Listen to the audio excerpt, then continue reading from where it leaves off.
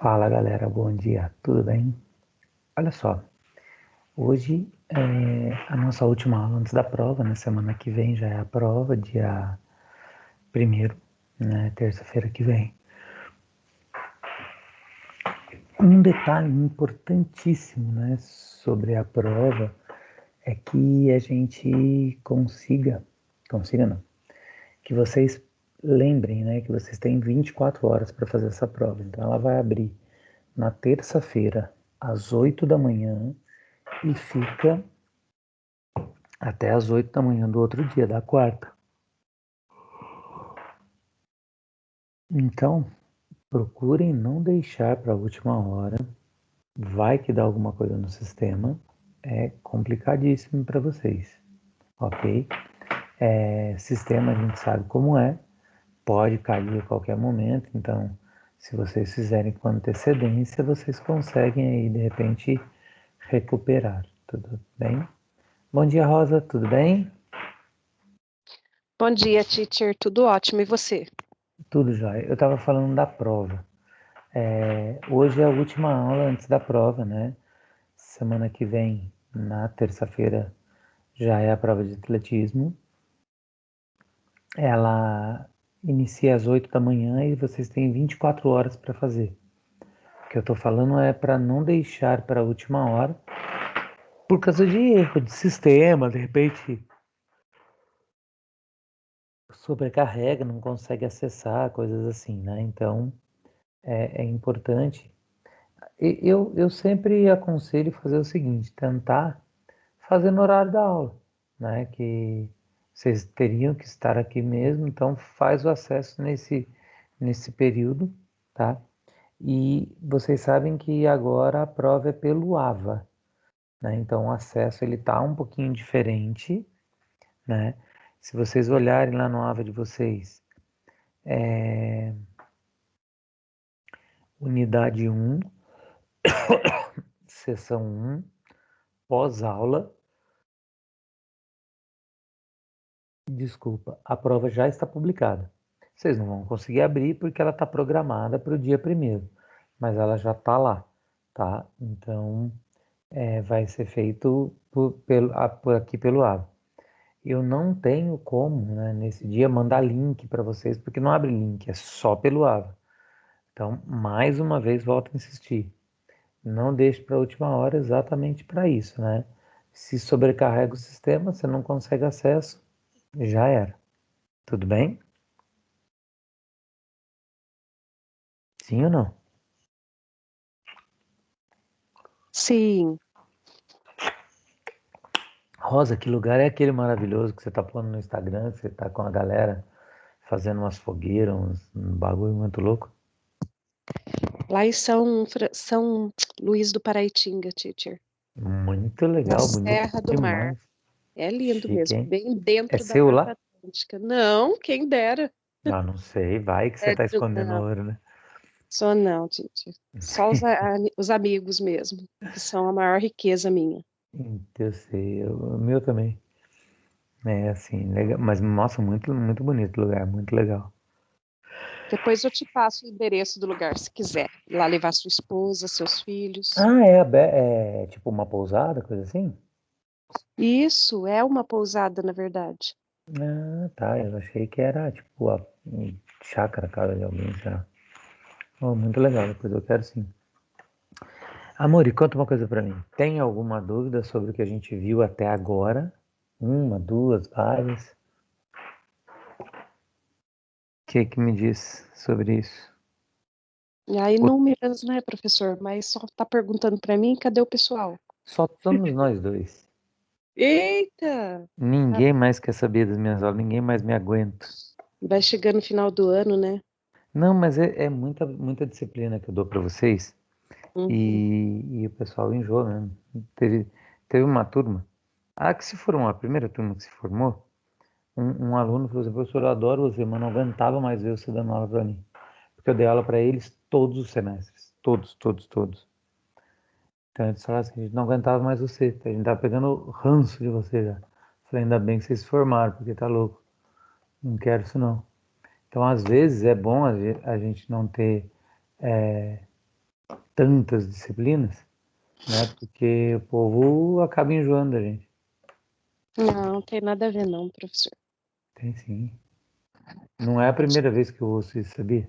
Criamos vínculos com vocês, Não, professor. sim, mas é que tem hora que cansa um pouco, né? Pelo conteúdo, acho mais mesmo, porque é muito extenso, né? Ah, sim, tem muita. Isso porque a gente não fala tudo, viu, Rosa? Que não dá tempo, tinha muito mais coisa para fazer, viu? Pra ser bem sincero, assim. Tem muito, nossa, muito mais. Eu acho que, assim, lógico. Só para você ter ideia, atletismo, quando eu fiz a graduação, eu fiz em 2 anos. Foram 4 semestres de atletismo. Eu tive atletismo 1 e 2, não é um só, né? Nossa, Essa disposição dos cursos semestrais agora, né, que está aí há um tempão já em vigor, deixou mais simples. Deixou bem mais simples, porque todas as disciplinas elas eram anuais. Então, por exemplo, atletismo, é, natação, o que mais que eu tive em 2 anos? Não, atletismo e natação foram 2 anos. Mas o handball foi um ano, futebol foi um ano, e futsal foi um ano, foi separado, não foi junto, futebol e futsal, como muitas vezes fazem agora. Tanto é que o curso eram 5 anos, né? Não eram 4. nossa, 5 anos. Ô, professor, então Com aulas aos sábados. eu tenho uma dúvida, assim, Diga. saber diferenciar melhor, assim, para sua explicação sobre a corrida de obstáculos e a de barreiras. Ó, já começa pela nomenclatura, né? Quando a gente fala, normalmente a gente fala corrida sobre barreiras. Por que sobre barreiras? Porque você, tecnicamente falando, você transpõe a barreira. Você não salta a barreira, né? As pessoas normalmente falam assim, porque você vai chegar na barreira, você salta. Não, você não salta, você simplesmente transpõe. Porque a altura que tem a barreira e a intensidade e a velocidade com a qual você vem correndo, você sabe que a corrida é uma sucessão de saltos. Então você não precisa saltar além do que você já faz do movimento natural da corrida. Então é só acertar a posição técnica de pernas e pés, né, para você transpor a barreira e vencer aí, vencer essa barreira, né? Já o obstáculo, ele é um pouquinho diferente, por quê? Porque, por exemplo, já muda a metragem, né? A corrida sobre barreiras, a gente tem no masculino a de 110 e de 400 metros, no feminino de 100 metros e de 400 metros. Todas as duas provas, né, tanto a masculina como a feminina, elas têm o número determinado de barreiras idêntico, né? Então são 10 barreiras, tanto na corrida de 100 metros como na de 400. Isso para as mulheres e para os homens, né? 110 e 400. O que muda é a altura da barreira em cada uma das corridas. Então, por exemplo, na de 100 e 110 metros, ela é um pouco mais alta. Na de 400 metros, ela é um pouco mais baixa. E a distância entre as barreiras também muda, né? Então, a gente tem 9 metros e 36 centímetros entre as barreiras do, do 100 e do 110, né? E cerca de 40 metros entre as barreiras, 30 e qualquer coisa, quase 40 metros, entre as barreiras do 400 metros, tá? E a corrida de obstáculo, a gente só tem 4 obstáculos, sendo que um deles é um fosso com água. E aí a prova tem 3.000 metros. A diferença é que, como o obstáculo ele é muito mais robusto que a barreira, tem alguns atletas que usam pisar no obstáculo para passar por ele, até pelo desgaste total da prova, tá? A diferença é essa. Ah, verdade. Agora eu lembrei, você tinha falado sobre isso, de que o atleta ele pode e não é penalizado, né? Pisar Não, no obstáculo. pode. É igual derrubar a barreira. Se ele derruba a barreira durante o percurso da corrida e não é intencionalmente, ele não é penalizado também. Ele já é penalizado pela diminuição da velocidade com o impacto com a barreira, né?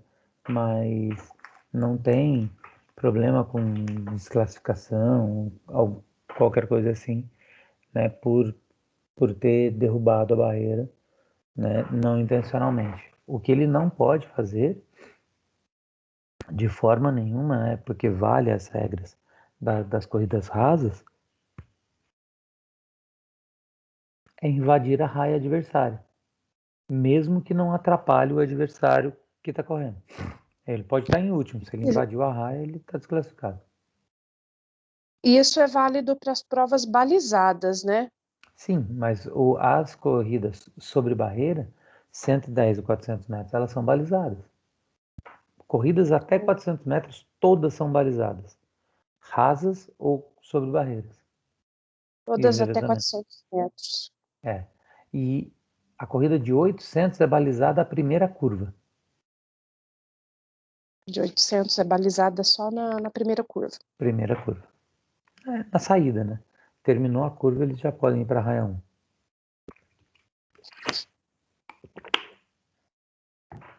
Certo? Certo, e as provas não balizadas, eu queria também entender um bocadinho mais.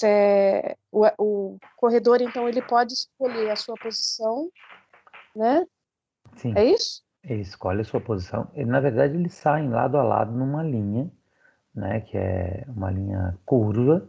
Não tão curva, mas ela é mais curva. E eles podem ir para a raia 1 desde o início da prova. E Por que também. todo mundo procura a raia 1? Ai, professor. Porque ela. Ai. Agora eu não vou saber formular a resposta. Porque a raia 1 é a raia que tem realmente os 400 metros. Quanto mais para fora da pista eu vou, né? Quanto mais de dentro da pista eu saio. Porque assim, a raia 1 é a raia mais interna, é a mais próxima do campo, ok? Ela tem 400 metros.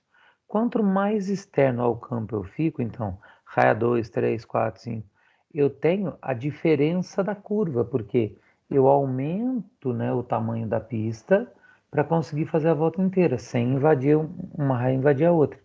Então, na Uhum. verdade, eu corro mais. Se eu correr na raia 2 ou na raia 8, se eu der a volta inteira balizado. Por isso que essas provas que a gente tem saído em curva, né, as provas balizadas, de 200 e 400 metros, tem alguns atletas que saem mais à frente. Por que eles saem mais à frente? Para compensar a diferença da curva. Entendeu? Perfeito. Aí, quando essa prova não balizada acontece, então você dá a largada, todo mundo já se encaminha para a raia 1, realmente para correr menos, né? Para correr menos não, para correr exatamente o que tem que ser a prova. Porque se ele corre nas outras raias, ele acaba aumentando o percurso dele. Cerca de Perfeito. 12 metros, mais ou menos, cada volta a partir da raia 2. Daí você vai pôr 12 metros a mais na raia 2, 12 a mais, né, na 3, assim, os 12 dá 2 e mais os 12 dá 3. De acordo com o que você vai aumentando a raia, mais longe vai ficando. Entende? No total da volta. Entendi. E o cara É, muito mais.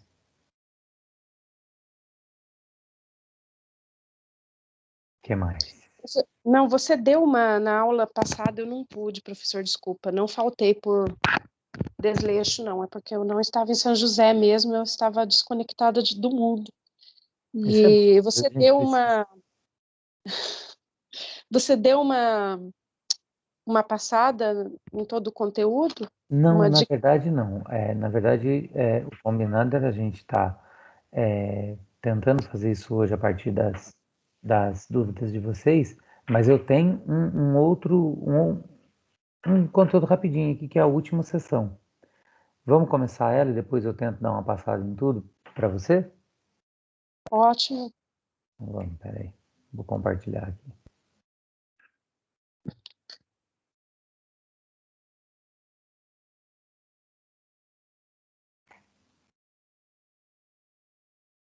Apareceu aí? Ainda não, tá tudo escuro. Peraí. Acende a Tá luz. aparecendo, apareceu. Tá- Não, eu tô com a luz acesa. Tem que acender a luz. Né? Tô acordada. Não, Eu você quero. sabe, né? Eu perco a olhada, jamais. Ela até acendeu a câmera para eu ver que ela não tá dormindo. Tem uns alunos que ficam na cama, cara, com o celular na mão, assim, ó, daí dorme, cai o celular na cabeça. É uma coisa de louco esse povo. Infelizmente, eu não posso ficar na cama. Por que não? Pode sim. Está na sua casa, você que manda. Tô na minha casa, mas a gente trabalha demais. Alguém tem que trabalhar, né? Aí É, sobrou para você. sobrou pra mim. Entendi. Bom, Rosa, o que a gente vai falar hoje é sobre torneios e competições, né? Os eventos e tal.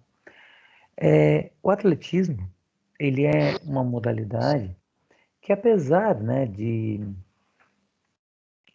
a gente ouvir falar muito do atletismo só em época de Olimpíada, né, ter a transmissão e tal,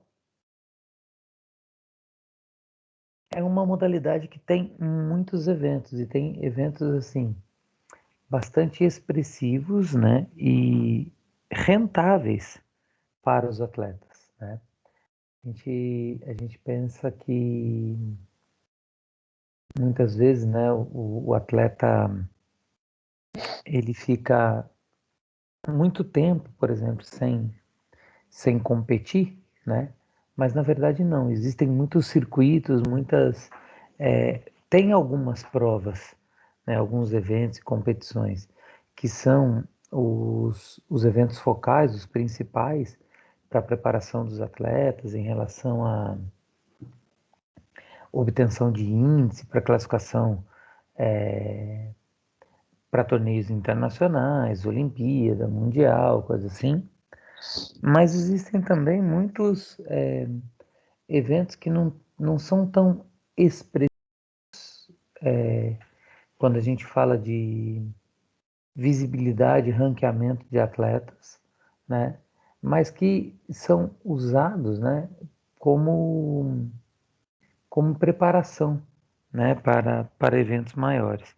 Então, a gente tem, por exemplo, ó, tem um campeonato que ele é muito interessante, ele chama Diamond League. A Diamond League acontece em 4 ou 5 etapas durante o ano, com atletas convidados, né? Não são todos os atletas que normalmente são os 10 primeiros do ranking que são convidados para ir. E são 5 etapas, né? 4 ou 5 etapas, cada um num país diferente, né? Tudo na Europa. E os atletas eles vão somando pontos, né? Vão fazendo um ranking da Diamond League. E no final do ano, quando eles fazem, normalmente a última etapa é por volta lá de novembro, o atleta que termina liderando na sua prova todas as etapas, né? Terminou nesse ranking que eles fazem, além dos prêmios, né, que eles têm normalmente, né, eles recebem um diamante no valor de US$ 1 milhão.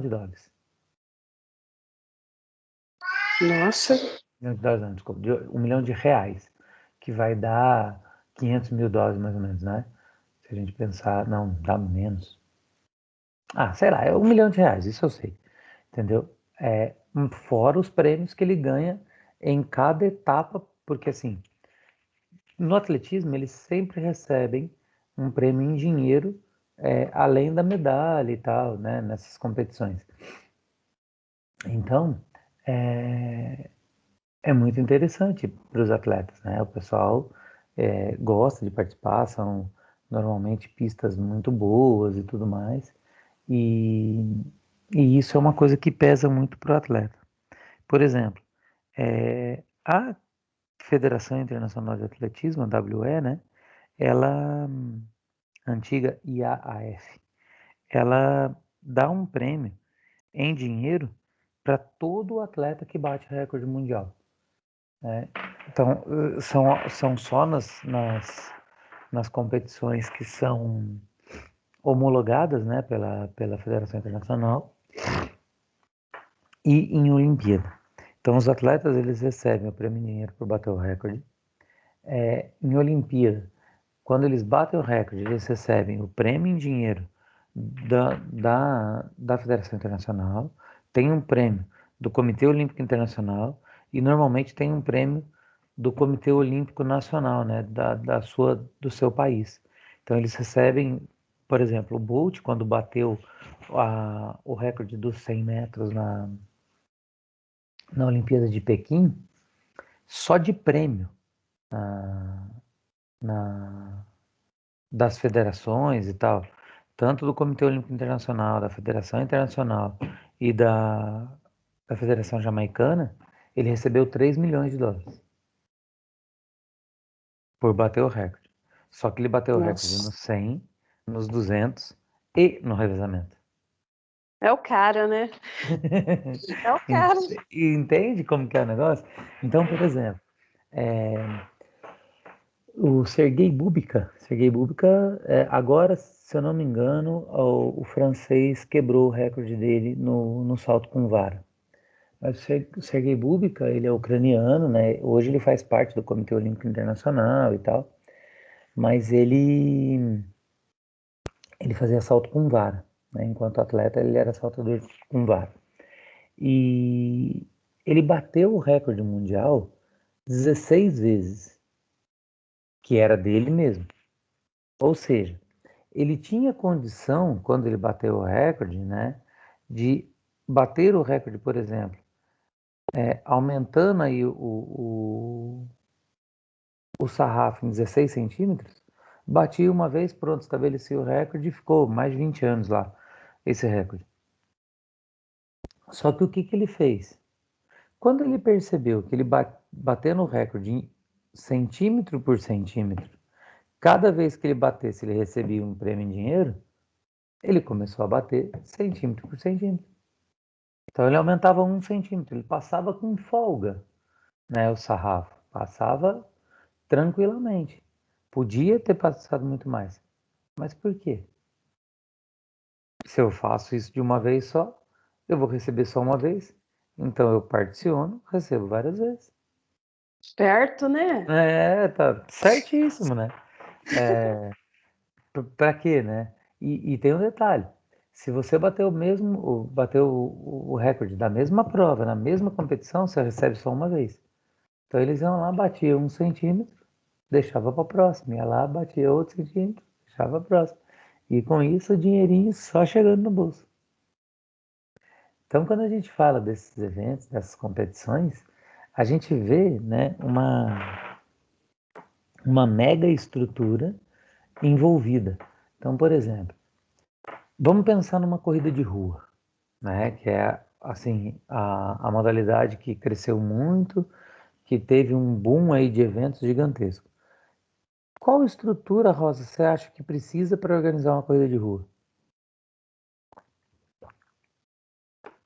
Uma boa pista. Não, rua. A gente vai correr na cidade. Boas ruas, então. Ruas, Chamei ruas. de pista. Tá, Uhum. tudo bem. O que mais? Ah, precisa ter toda a organização, né, do evento, eu acredito, voluntários ou pessoas que trabalhem mesmo numa equipe multidisciplinar para poder ser suporte dos atletas, no caso, aquelas pessoas, por exemplo, que ficam lá para distribuir as águas, as frutas, organização do próprio trânsito da cidade. O que mais? Diga aí, professor. O que mais? O que Ai, mais? O tanta que mais? coisa. Está indo bem. Continua, continua. Ai, ai. Já não falei tudo, a organização do evento, a equipe multidisciplinar que trabalha dentro do evento mesmo para ser o suporte dos atletas, Para ser a o parte suporte, mas o que municipal. que... Vamos pensar assim, ó.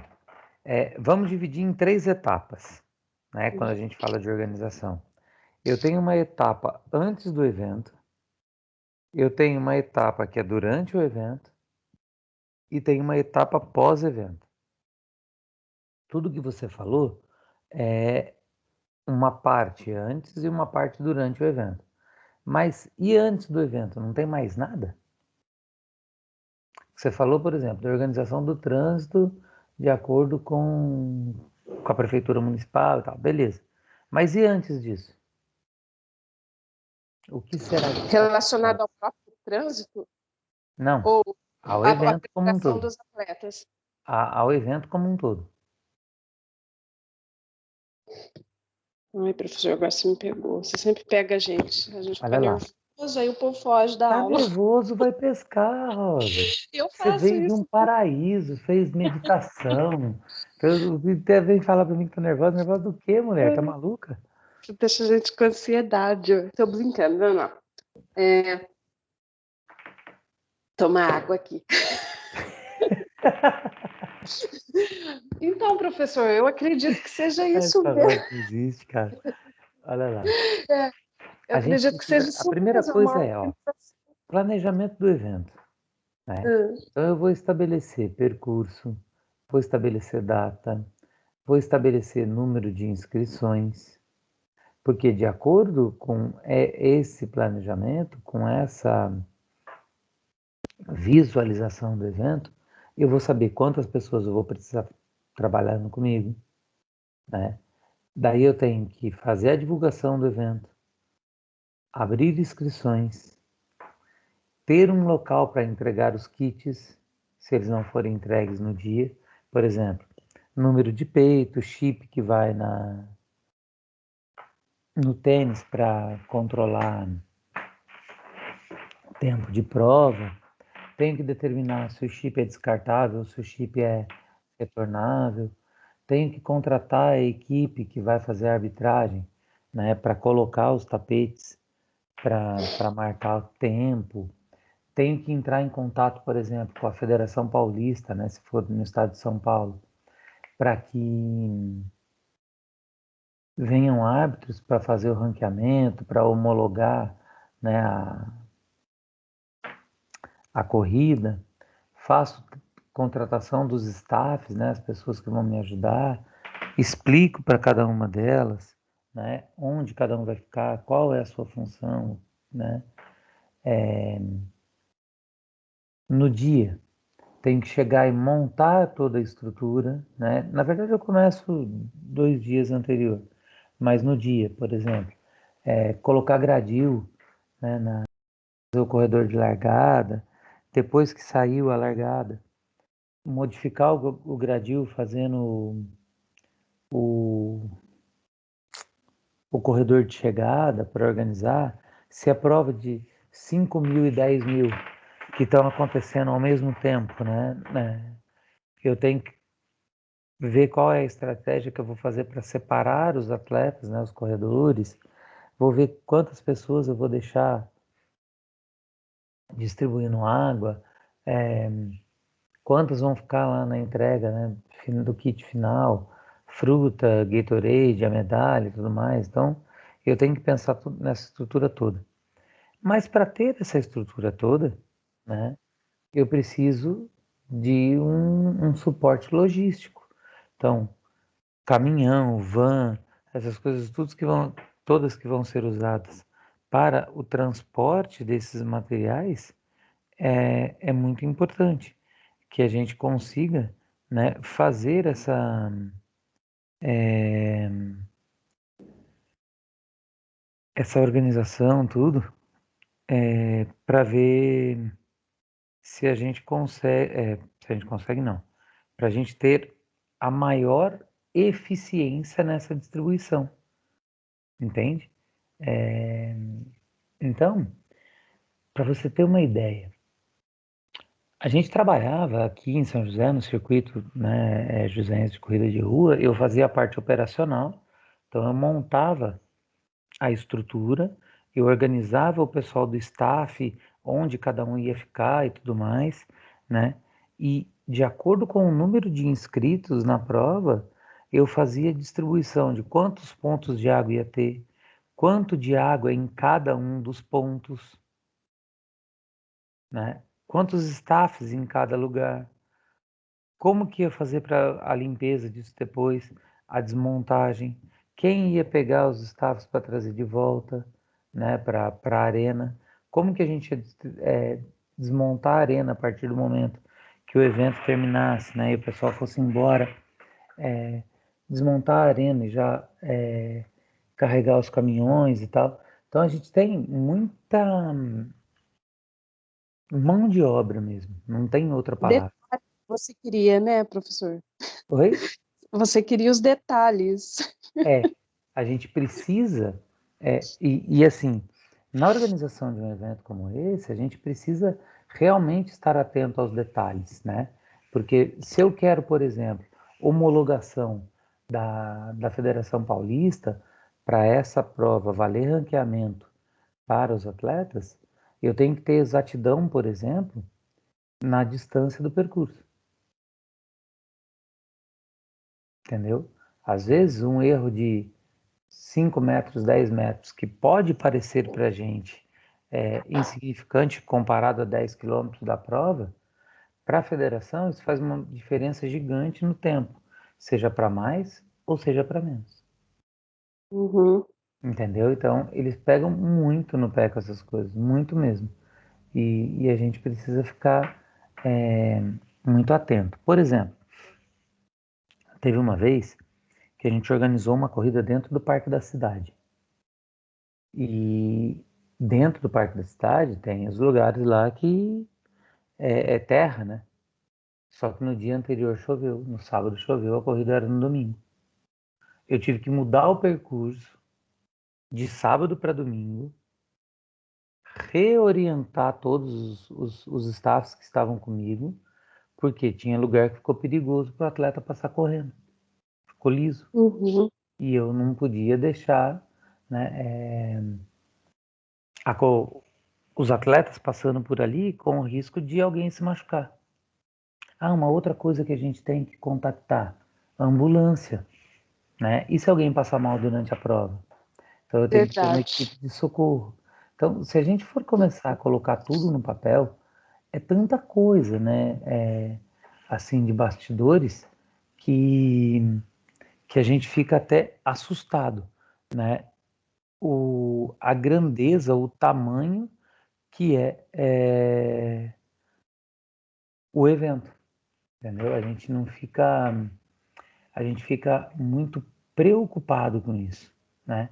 De Professor, mas fazer esse acontecer. tipo de evento, não tem só um organizador, ou tem? É uma pessoa só que organiza tudo isso, Normalmente é desde uma a parte empresa.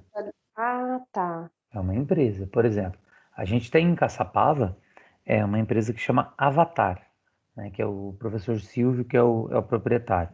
Então, ele tem o equipamento todo, por exemplo, de cronometragem. Então, ele tem o tapete, que as pessoas passam correndo em cima e esse tapete identifica o chip que está preso no tênis para fazer o controle individual de tempo, né? Ele tem toda a estrutura de portal, de saída, de caixa d'água para a gente deixar a água, os copinhos de água gelando, para depois levar, né, para os locais onde vão ser distribuídos.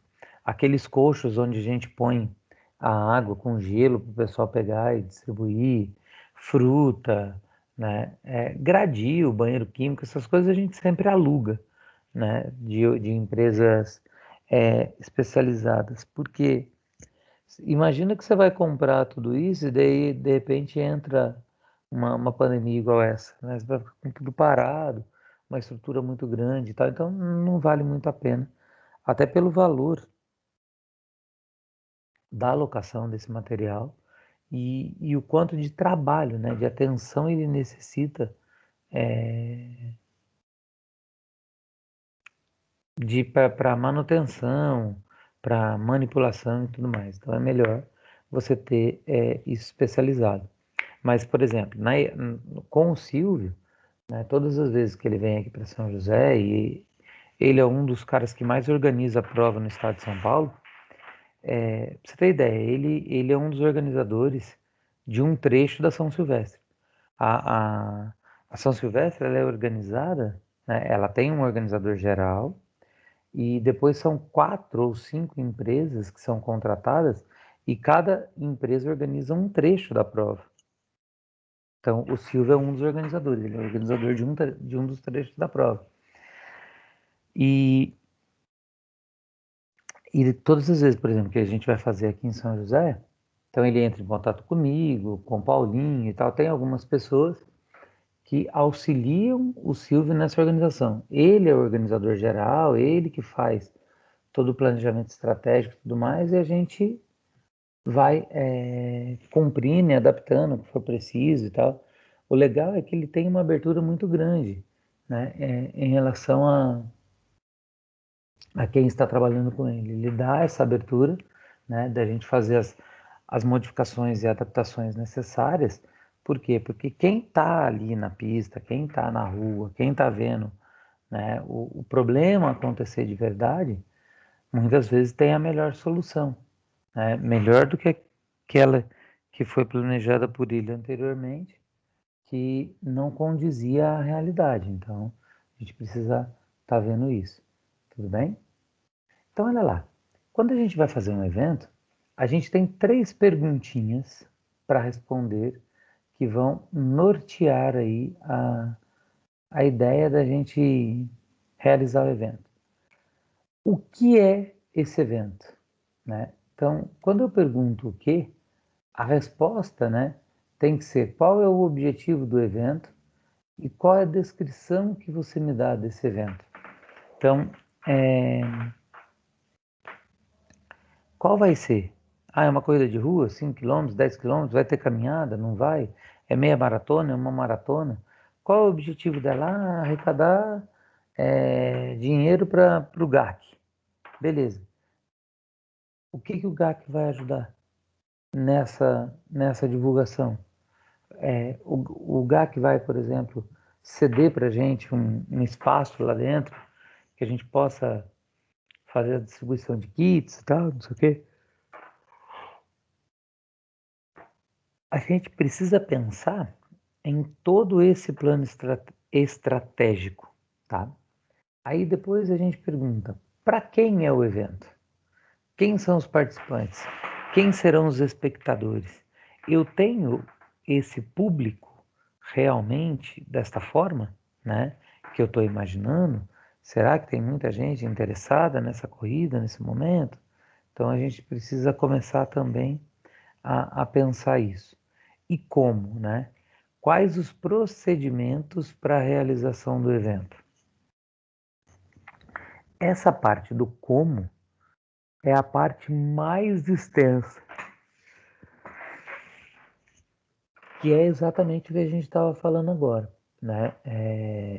Toda essa parte estrutural e operacional.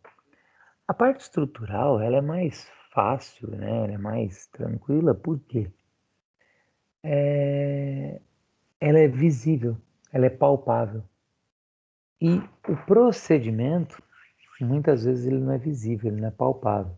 Então, se quem está, né, fazendo essa orientação para passar procedimentos e tal para o pessoal do staff, né, que vai trabalhar, o staff é o apoio que fica lá ajudando na orientação de percurso, coisa assim. Se eu não tenho isso muito bem definido e estabelecido, eu posso pôr em risco toda a organização do meu evento. Então eu tenho que ficar atento a isso. Então, a gente precisa entender o seguinte, ó. Ao caracterizar o evento, seus objetivos e o público-alvo dizem muito sobre o tipo de evento que será organizado. Então, olha lá, a gestão de um evento para alunos de uma determinada escola, cujo objetivo é a participação, pode-se fazer, né, um festival com regras mais maleáveis, né, sem muita importância para os vencedores, individuais, privilegiando a participação de todos e o convívio social. Então, olha lá, eu tenho um evento e, de acordo com o público, né, que eu vou atender, que vai estar nesse meu evento, eu posso ou não, né, vai depender do que é o meu objetivo, fazer adaptações, né, na dinâmica, né, desse evento, dessa corrida e tudo mais. E por que eu posso fazer isso? Exatamente por estar, né,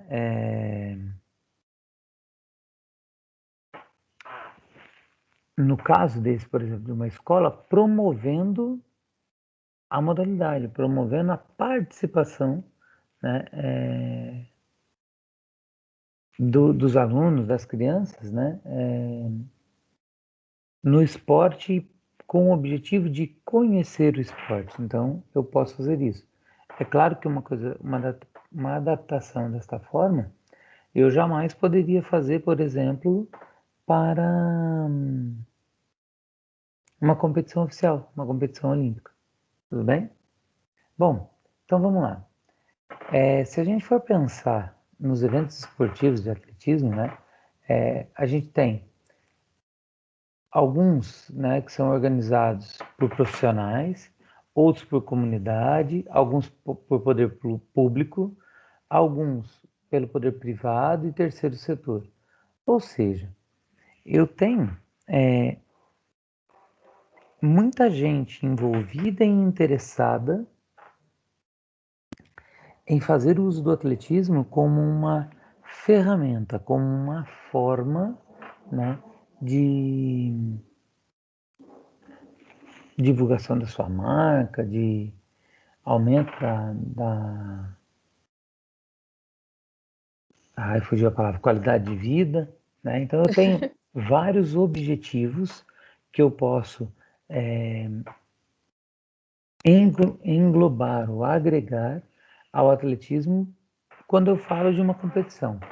Então, por exemplo, Professor, como funciona isso daí do patrocínio? Que é a divulgação da marca da empresa, né? Mas aí existe um valor X que entra. Como que funciona isso? olha lá, vamos pensar na Unimed Run, que a gente fazia aqui em São José. O custo total da corrida era R$ 100.000, tá? Que patrocinava. Então, o que acontece? Ela dava os R$ 100.000, né, para custear a corrida. Então, pagamento de pessoal, o que gastou para pôr site no ar para fazer inscrição, compra de material, o kit, a camiseta que faz, e medalha, e fruta, e os agentes de trânsito que a gente paga, né, para a prefeitura, para eles ficarem disponíveis para a gente. Que mais? O aluguel de tenda, né, barraca, gradil e tal, tudo, todos os custos. R$ 100.000. Beleza. Aí a Unimed dava os R$ 100.000. Só que a Unimed, ela tem uma, uma parceria firmada, né, com o Estado, que a Unimed tem a possibilidade de descontos de impostos, né, estaduais, claro, com a lei do incentivo ao esporte. Então, por exemplo, ela doa esses 100 mil, né, ela dá esses 100 mil, ela compra essa corrida por 100 mil, mas esses 100 mil que ela está colocando para ajudar a divulgar o esporte, 6% dele é descontado do imposto dela. Então, ela já está no lucro, ó. Ela projeta a imagem da empresa ao patrocinar uma corrida de grande porte. E não só, né, essa projeção acontece no dia da corrida. As reportagens que fazem, as fotos que tiram, o pessoal põe nas redes sociais, sempre o nominho da Unimed está lá. Então essa divulgação, esse aparecimento, né, na mídia, para ela já gera lucro. Por quê? Porque ela pode diminuir, por exemplo, se ela quiser, a quantidade de divulgadores que ela vai ter, porque a própria marca se divulga depois de um certo tempo, né? Então, olha lá, quando a gente fala desses projetos sociais, desses projetos organizados por ONGs, né, corridas e festivais de atletismo, a gente vê o seguinte, ó, a gente tem a Corrida para o Futuro, né, realizada pela Associação Esporte Solidário, lá em São Paulo. Eu tenho o Atletismo para Pessoas com Deficiência Visual, realizado pela ONG Provisão, em Campinas. E tem o Atletismo para Jovens Carentes, de 8 a 18 anos, realizado pelo Instituto Vanderlei Cordeiro de Lima, em Campinas. Você sabe quem é Vanderlei Cordeiro de Lima? Não. Você lembra um brasileiro que estava correndo uma maratona, aí chegou um padre irlandês, segurou ele, tirou ele do primeiro lugar? Você lembra desse fato? Um boato. Não me atentei à notícia, não, Não. professor. Mas pode Eu, falar. eu não lembro em qual Olimpíada foi agora. Eu sei que esse Vanderlei Cordeiro de Lima, né, brasileiro, liderando a maratona olímpica, com chances de quebra de recorde, né, olímpico, mundial não, mas o olímpico ele quebraria. E, e assim, correndo bem à frente, sabe, da marca que era esperada por ele para bater o recorde. Bem à frente, bem à frente. Ele deveria, se ele continuasse, diminuir o recorde em pelo menos uns 3 minutos. Sabe? É assim, era coisa absurda que esse cara estava correndo. E no meio da prova, entrou correndo um padre irlandês, agarrou ele e segurou, junto com a torcida. Lembrei E da imagem. aí conseguiram, né? Deram umas burdoadas no padre lá. Ele soltou o Vanderlei. O Vanderlei voltou a correr e ainda chegou em terceiro lugar, né? Ai, meu Deus. Você dá risada. Eu quase choro cada vez que eu falo isso, cara. Porque eu conheço o Vanderlei pessoalmente, né? Você precisa ver o desespero dele depois. Na hora ele conseguiu, terminou, medalha de bronze e tal. Ganhou a medalha de honra ao mérito da Barão de Coubertin e tal, né? Que são pouquíssimas medalhas que tem. Pessoas que têm essa medalha, na verdade. E...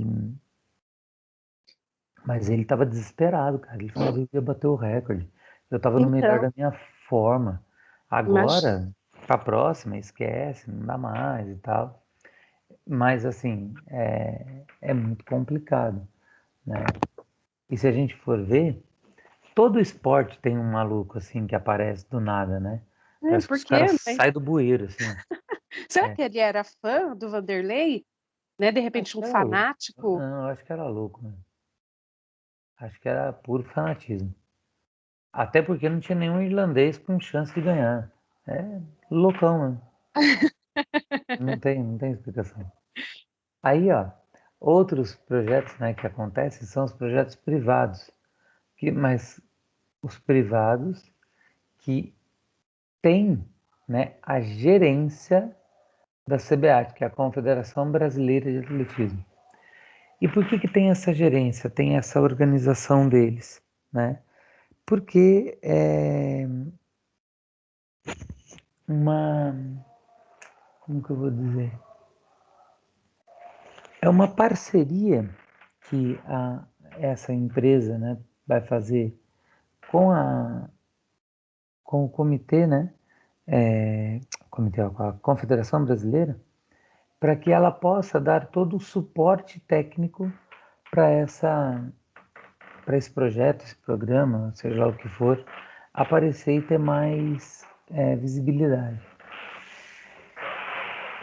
E depois, né, os projetos do Ministério do Esporte. Então a gente tem a Bolsa Atleta, que não tem mais, né? O segundo tempo, atleta na escola, o esporte na escola. Seria muito bom se, tirando a bolsa, né, seria muito bom se o governo ele investisse realmente nisso, se ele se preocupasse realmente nisso, mas com uma visão, vamos dizer assim, mais futurista, né? Pensando um pouco mais no quanto esse trabalho que todos estamos fazendo vai modificar a vida, né, desse aluno, desse atleta que está lá fora. Então faz um teste rápido, faz um teste de uma semana.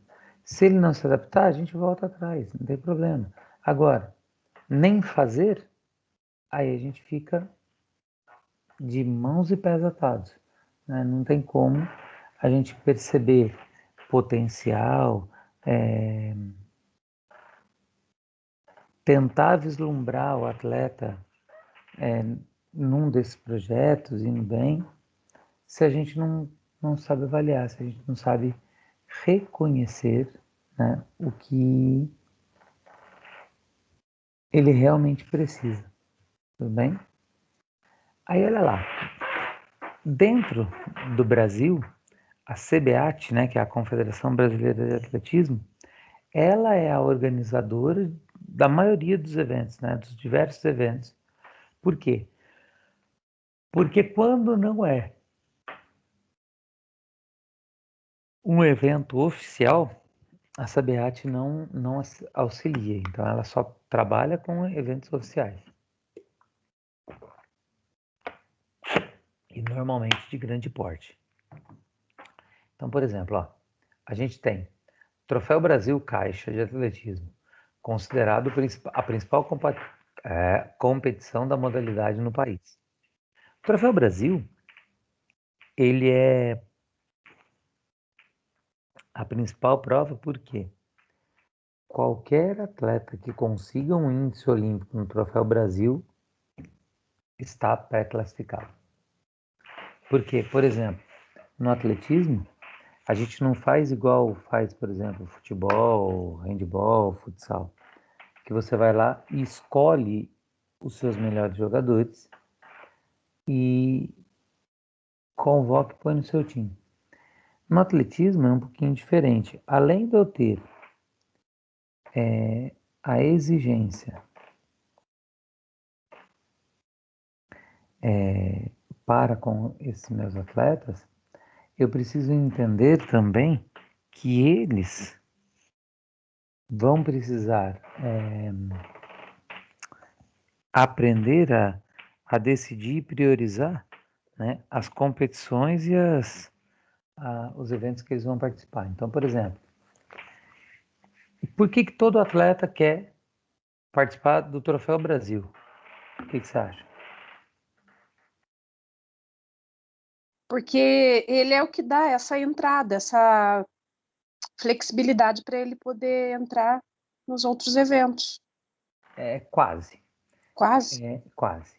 Na verdade, o Troféu Brasil, ele funciona como o ponto norteador para os atletas. Então, esses outros atletas que estão aqui, né, por exemplo, no Grande Prêmio Brasil Caixa, né,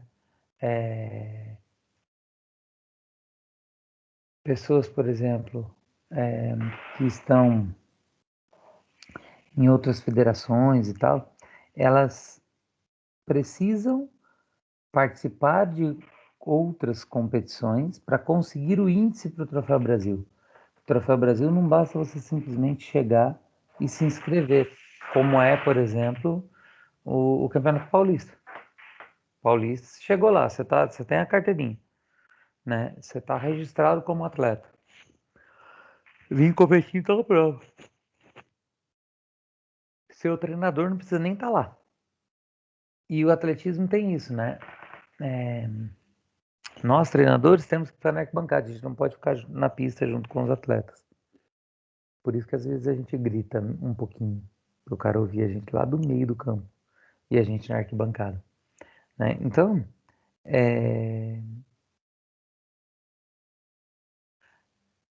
depois, né, dessa ideia, a gente precisa começar a entender o quê? Vou organizar o evento. A primeira coisa que eu tenho que fazer é planejar esse meu evento. E como que é o planejamento, Rosa? A gente já falou dele. Sim. Você falou de toda a logística, tem que ter uma divulgação, ai, professor, do evento, tem que ter arbitragem, tem que procurar a Federação Paulista para fazer todos esses arranjamentos, para ver a questão também dos, como é que chama? Dos árbitros,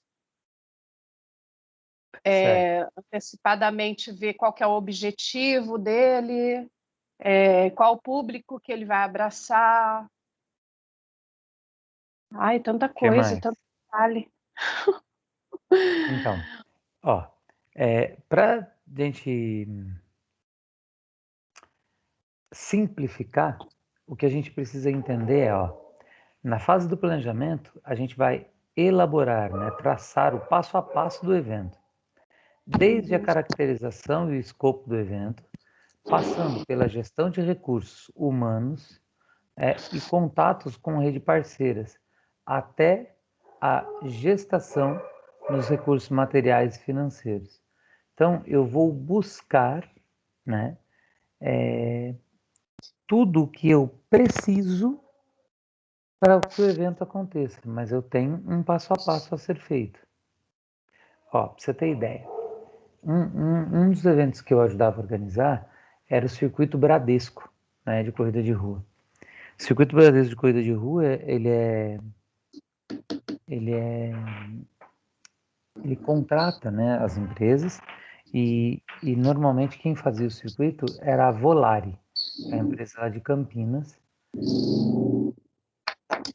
Eles entravam em contato comigo para eu fazer essa parte operacional.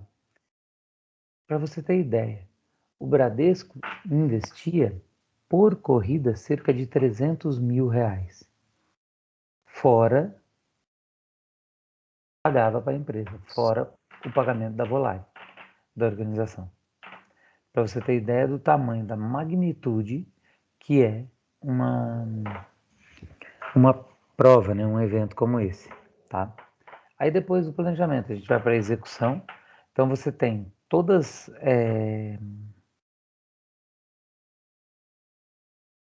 as ações já planejadas e organizadas, aí você só precisa executar.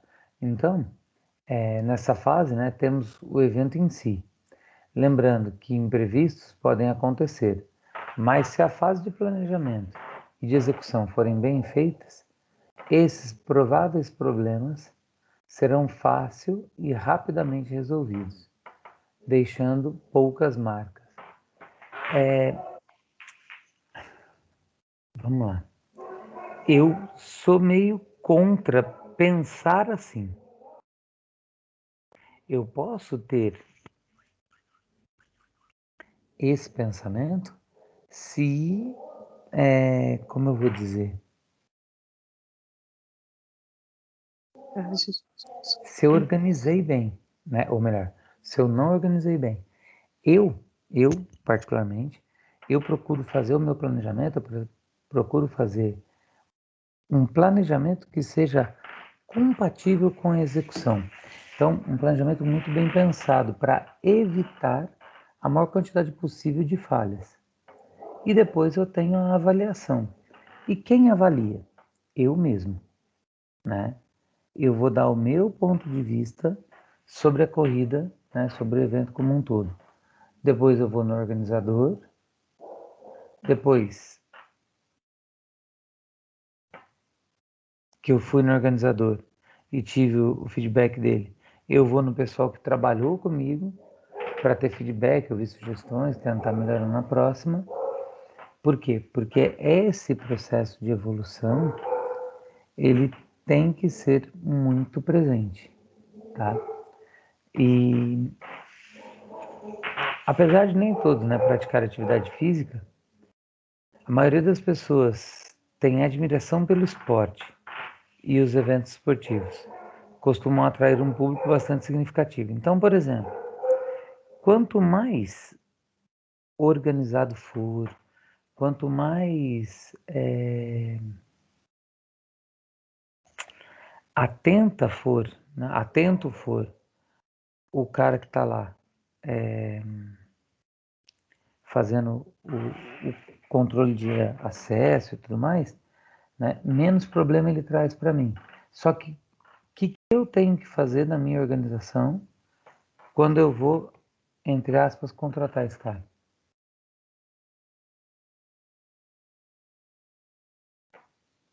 É uma pergunta? É uma pergunta. O que você tem que fazer Sim. para querer contratar quem? Quem vai trabalhar, né, lá nos bastidores da corrida ou o atleta? Não, os bastidores. A gente está falando só de bastidores agora. Ah, ver se ele tem a competência X, por exemplo, ver se ele é proativo, se ele é interessado, se ele gosta do atletismo, se ele gosta de corrida, que é o que mais tem, né? Corrida, o pedestrianismo. Sim. Então, é bem isso mesmo, né? Sem dúvida. Mas tem um outro detalhe que é muito importante, que é assim, é, como eu vou identificar isso na pessoa, mas além dessa identificação, eu preciso treinar, deixar essa pessoa, né, vamos dizer assim, apta para aquilo que ela vai realizar. Por exemplo, ó, entregar água na prova. Entregar água na prova é uma coisa que todo mundo acha que é muito simples, né? Mas não é. Por Não, quê? porque você não pode atrapalhar o atleta, né? Porque ele vai pegar em Exatamente. A movimento. maioria das pessoas acaba fazendo isso, entra na frente da pessoa, né? A gente quer ajudar tanto, sei lá, quer entregar, quer garantir, e eu acabo atrapalhando o tempo de corrida dele. O que que eu faço normalmente? Eu seguro um copo e ponho um copo solto em cima e estendo o braço. O cara que passa e pega o copo, ele não pega na minha mão, ele pega o de cima. Aham. Entendeu? Por quê? Porque gera menos impacto no meu ombro cada vez que ele pega da minha mão e mais segurança para ele. E um detalhe, eu sempre deixo assim, se eu tenho 10 pessoas comigo para entregar água, eu tenho 2 meses, 3 meses, o que normalmente as pessoas fazem? 10 pessoas, 3 meses. Põe 3 em cada mesa, na última mesa põe 4 e tal, não sei o que. Não. Eu ponho, são 3 meses, eu ponho 2 em cada mesa. Eu ponho 2 para repor a água em cada mesa e ponho 2 fora das mesas. Porque às vezes o atleta não conseguiu pegar em nenhuma das 3 mesas. Então tem mais 2 Aham. lá, tem uma retaguarda lá, né, para ajudar. Então, Vai ter uma é chance maior, né, de se hidratar. exatamente, né? Por quê? Rosa, essas pessoas que participam de eventos assim, eles são mega especialistas em reclamar de tudo, cara. De tudo, tudo, tudo, tudo, tudo, tudo, tudo, tudo, tudo, tudo, tudo. Então, a gente vai ganhando experiência vendo os eventos. A gente tenta sempre ampliar as possibilidades de atendimento, sabe? Porque para minimizar a quantidade de reclamações. Porque quanto menos reclamação de uma determinada prova, né, maior chance dela se repetir e cada vez de uma forma maior. A Ô, gente vê. professor, Ah, será que eles reclamam tanto assim porque eles estão na adrenalina do momento, estão com os hormônios tudo lá em ebulição por sim, conta da sim, sim, atividade? sim, sim, com certeza. É o nervosismo da hora. É que na verdade, as pessoas, elas, quando vão para um evento desse, elas vão com aquele objetivo assim: vou fazer o melhor que eu posso e lá tem que estar tudo perfeito, ninguém pode me atrapalhar, né? E às vezes, por causa dele não conseguir pegar um copo de água, ele sai falando mal. E o pior de tudo, sabe, Rosa, que, por exemplo, quando a gente faz uma organização dessa, por exemplo, a Unimed Run, a Unimed era uma prova para 2.800 pessoas. Já era assim, o objetivo da prova era ter 2.800 inscritos. A gente já chegou a trabalhar com mais de 3.500 inscritos na Unimed Run. Fora o pessoal que vai de pipoca, que é o pessoal que não paga e entra para correr. Então, daí a gente tem, dentro da equipe de staff também, quem vai fazer essa separação do pipoca, né? Essa separação do pipoca, o que que é? O cara corre normal. A água, a hidratação, ele participa de tudo sem problema nenhum. Só que quando ele chega, ele passa a linha de chegada, a gente começa a tirar. Porque depois da linha de chegada, as provas, por exemplo, que tem que devolver chip, o cara devolve o chip, e ao devolver o chip, ele tem acesso de volta à arena. Quando ele volta para a arena, ele recebe o kit, né? Gatorade, fruta, medalha. Mas isso foi comprado, foi adquirido com base em quem pagou o evento. Então, a gente tira o pipoca não tem direito a isso. E aí, às vezes, os caras reclamam que a gente é regulado, que você me conhece, você sabe que eu estou em todo evento, sabe aquela choradeira, uma coisa de louco. Mas você fala, filho, você não pagou, né? Você tentar ir no cinema, só porque eu trabalho na portaria de cinema, você fala, você me conhece, vai deixar eu entrar? Não, não vou, você não pagou, não pode. É muito complicado. Tudo bem? Então, de organização, na verdade, é isso que a gente tinha para falar. Agora a gente volta, né, com a ideia, Rosa, da... Nossa, chegou mais gente, Pedro Paulo tá aí também. Bom dia, Pedro, nem vi você. Estava compartilhado. A ideia, então, da organização é essa.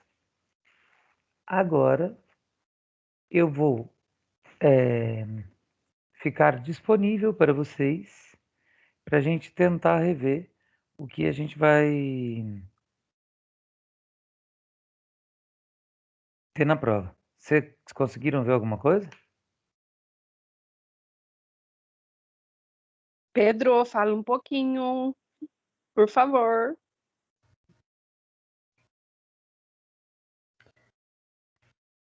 O Pedrão dormiu. Não, tô aqui. Ah, bom. Eu tô pensando o que falar aí. Processador antigo, Ah, entendi. 386. o máximo.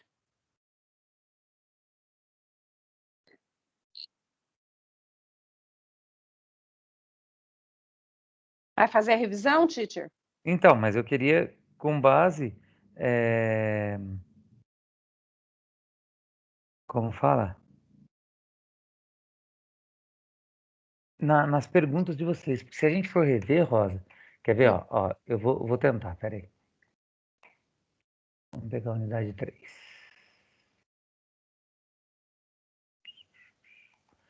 O Pedro tá falando que o processador dele é antigo. Ele não conhece o meu, bobão. Isso aí. Olha lá.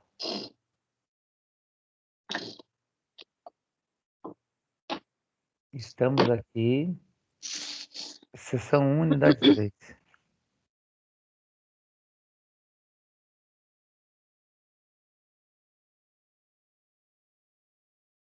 Unidade 3, a gente falou das provas combinadas e da marcha atlética. Quem lembra quais são as provas combinadas? Eu vou fazer de perguntas, tá? Vou pegar o tema e fazer as perguntas. Acho que fica mais rápido.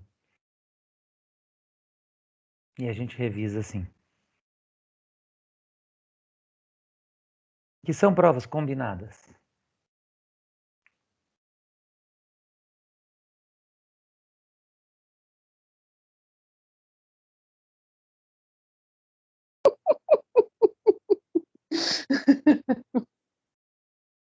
Pensa num nome.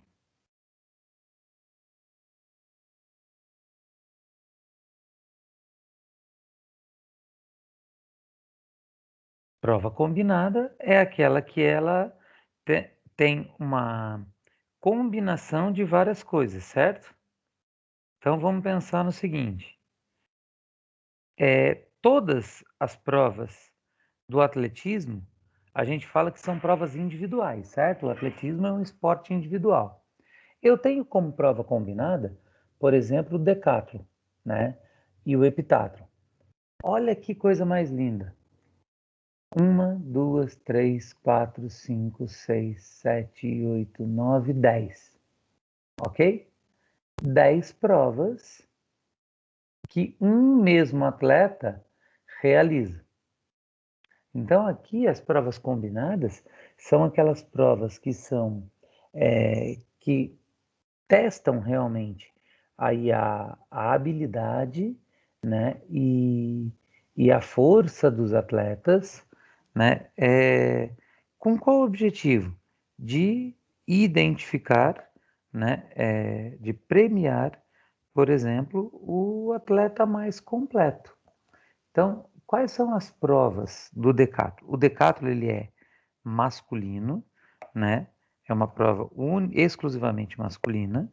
E o heptatlo é uma prova combinada, exclusivamente feminina. Decathlon são 10 provas em 2 dias. Heptatlo, 7 provas em 2 dias, tá? Lembrando que a realização dessas provas, né? Ela tem uma sequência direitinho, certinha, né, dividida em 2 dias, e existe uma tabela de pontuação oficial, né, que foi elaborada aí pela Federação Internacional, que de acordo com o resultado que o atleta consegue, ele marca um determinado número de pontos, né? E a soma desses pontos é o que vai determinar quem foi o campeão ou não. Então, por exemplo, decathlon. No primeiro dia do decathlon, a gente tem os 100 metros, né? 100 metros rasos. Cadê o coisinha? Meu Deus, sumiu. Tá aqui, ó. 100 metros rasos, o salto em distância, o arremesso do peso, o salto em altura e os 400 metros. Acabou o primeiro dia, tá? Segundo dia, 110 sobre barreira, salto em altura, cadê o salto em altura? Tá aqui, né? O lançamento do disco que tá aqui, o salto com vara, o lançamento do dardo e os 1.500. Então, todas as provas estão representadas aqui. No heptatlo, eles não fizeram uma figurinha bonitinha dessa, tá? Mas, a gente tem no heptatlo, no primeiro dia, os 100 metros com barreiras, o salto em altura, o arremesso do peso e a corrida de 200 metros. No segundo dia, o salto em distância, o lançamento do dardo e os 800 metros. Tá? Então, a gente vê que o atleta que vai fazer essas provas, né, ele tem que ter uma preparação muito boa, né, e possuir características diferenciadas,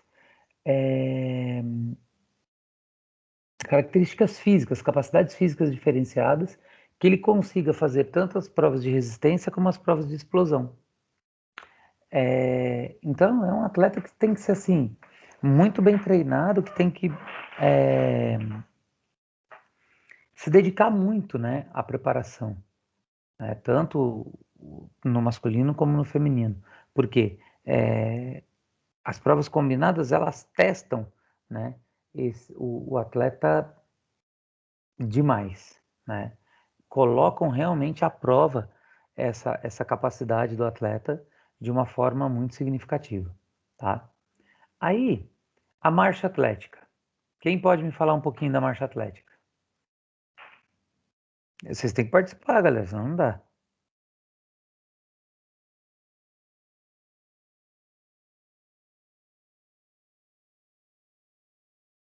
Negócio que eu já fui taxada que eu sou muito metida, Titi. Por quê? Porque eu falo muito às vezes na aula. Não, você tá aqui para isso. Manda todo mundo se ferrar. Não tem essa não, metido o quê? Você sabe, tem que falar, tá certo? Ah, Eu eu não sei perguntei, não, eu aprendo tudo com você. Eu não sei aí, de nada. Eu sei que mas na minha... essa essa interação, Rosa, que é o que faz a gente aprender. Entende? Eu acho Também acho. muito importante, né, essa participação, essa interação. Por quê? Porque traz a ideia, né, da evolução. Qual é a diferença entre a marcha e a corrida? É a fase de voo. Na corrida tem a fase de voo e a marcha atlética, os passos são mais progressivos, né, de maneira que o atleta ele fique com mais tempo no solo, em contato com o solo. Eu acho que é isso, né? Com mais Diferente do... tempo, não. Com a obrigatoriedade de ter Uhum. pelo menos um dos pés em contato com o solo o tempo inteiro. Na marcha, eu não posso, de forma nenhuma, ter a fase de voo que eu tenho na corrida. Então é ou um ou os dois pés em contato com o solo, em todos os momentos. Se numa competição eu caracterizo que eu fiz a fase de voo na competição da marcha, eu posso cometer 2 faltas, na terceira eu sou eliminado.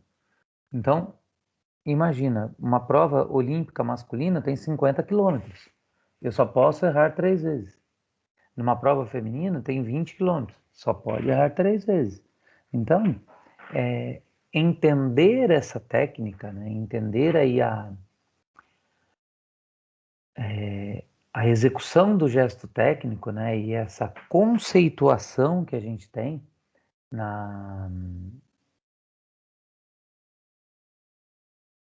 no atletismo da diferença da marcha e da corrida é importantíssimo, né? Para que a gente consiga determinar isso, tá? Então, por exemplo, ó, quando a gente tem essa visão, né, da marcha, tem algumas coisas que eu preciso entender, né? O que normalmente acontece de erro, né? O atleta está flutuando demais. O que eu tenho que fazer para ele flutuar menos, né? Como eu posso fazer? Peraí, deixa eu parar de compartilhar, para ver se vocês conseguem ver melhor uma outra coisa. Peraí. Opa, vai acabar a bateria, muita calma nessa hora. Fiz não na certa. Olha lá. Se eu tenho, por exemplo, aqui, ó, o,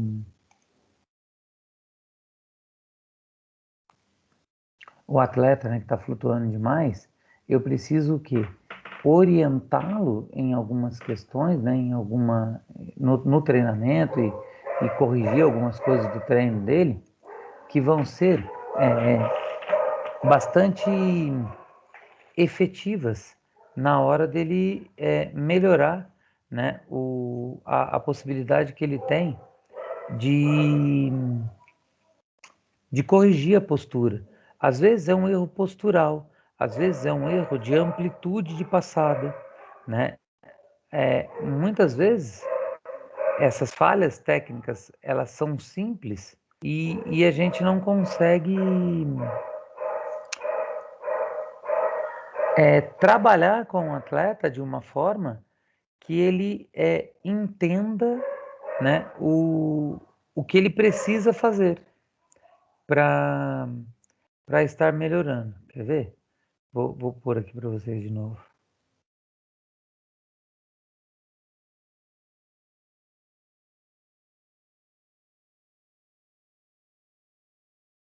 Olha lá. Agora eu consegui abrir direitinho. Tem hora que ele abre, esse aba tem hora que ele abre. Essas abas tem hora que não abre. Eu não entendo esse aba. Mas agora abriu. Olha lá. Se o atleta flutua muito, né? Ele vai precisar diminuir o ritmo, né? E reconfigurar o estilo dele. Então, de repente, aumentar a frequência de passada, diminuir a amplitude e tal. Vai depender do quanto o treinador vai observar e perceber esse erro, né? E ter a experiência de diversas possibilidades de correção, para ver qual é a melhor, que melhor se encaixa com o seu atleta. Né? Se o impulso sai para cima, se ele está fazendo a fase de voo, então ele precisa, né, se atentar para o desenrolar calcanhar, planta dos pés e ponta do pé, né? Ao invés de fazer não sei se vocês conseguem ver minha mão, a hora que ele apoia o calcanhar e faz esse desenrolar, aqui ele está impulsionando para cima, né? A ponta do pé joga ele para cima. Então ele vai ter que desenrolar mais para a ponta do pé e para frente. Então ele vai ter que mexer um pouquinho na amplitude, né, de movimento da articulação do tornozelo, né? Nessa movimentação do tornozelo, para ele ter a propulsão maior e ir para frente e não para cima. Nossa, você explicando assim agora, eu capturei, daí eu ia falar besteira. Eu ia falar que era flexão de joelho. Não. Então, o joelho também vai influenciar, porque o que acontece é assim, se ele deixa muito flexionado o joelho, né, ele também vai fazer essa propulsão. Só que é um pouquinho mais difícil, Rosa, porque a técnica da marcha, a gente já faz o atleta cruzar uma perna na frente da outra, exatamente para evitar essa flexão tão grande no joelho. Entende? Então a gente já tem um desenho, vamos dizer assim, da técnica que ajuda a diminuir esse tipo de falha que acontece. Principalmente se o atleta tenta aumentar a frequência de passada para aumentar a velocidade. Aí ele vai começar a correr mesmo. Aí já era. Tá? Então, por exemplo, ó, o joelho da perna de apoio mantém-se em flexão. Indica-se reduzir o ritmo e fortalecer a musculatura dos membros inferiores. Às vezes, a pessoa, ao apoiar a perna, ela, claro, tem que flexionar o joelho para diminuir o impacto. Só que ao flexionar, ela não consegue voltar. E daí ela perde na amplitude da passada, ela perde na eficiência da passada, ela perde no ritmo da passada por falta de força. Muita gente que treina corrida, marcha, corrida e tal, e treina sem orientação, acha que só a corrida vai garantir a força necessária para o seu desenvolvimento. Galera, não vai. Não se enganem com isso, tá? A gente aí tem um pouquinho, né, de tempo de vivência e a gente sabe que isso, né, de ter um trabalho de força, né, um trabalho de fortalecimento muscular em qualquer modalidade esportiva, em qualquer atividade que você vai fazer, hoje em dia é primordial, tá? A musculação é uma prática, né, o treinamento resistido. Eu falo, ai, caramba, esse negócio, eu tenho raiva disso, não vai dar. Esse treinamento, né, resistido, ele é muito importante para a gente conseguir, né, o desenvolvimento, tá, com os atletas. Por quê? Tudo que a gente vai fazer envolve força. Tudo, tudo, exatamente tudo. Não tem como a gente fugir disso, né? Todo e qualquer movimento que a gente faça, ele está diretamente ligado ao trabalho de força, né? Então a gente precisa estar atento a isso. Tudo bem? Aí a gente vem para a aula 8, né? Que é pedestrianismo e corrida cross-country. O que é isso, Rosa? Você da outra vez já respondeu certo. Me ajuda aí, vai. Eu tô cansado de falar já. Só eu falo, vocês não falam nada. O Pedro parece que tá dormindo. Então, o Pedro tá aí tímido. Quer falar um Como se pouco, ele Pedro? fosse tímido, né? Deixa Não, aí. pior que não é. Já vi ele em aula prática. Quer falar, Pedro? Pedro tá fugindo de nós. Não, quero não. Quero não. Quero não. Professor, o cross country, né, até onde eu entendi que você passaste para nós, é a corrida, né, de vários segmentos, mas em terrenos abertos, no meio da natureza, aclives, declives, Exatamente. obstáculos naturais, pedras, rios. E o que mais É, que se perguntou? e o pedestrianismo? O pedestrianismo é todas as corridas que tem nessas populares, por exemplo, essa de São José que vai ter agora, até ia perguntar sobre ela para você, é a corrida da virada, né, joseense.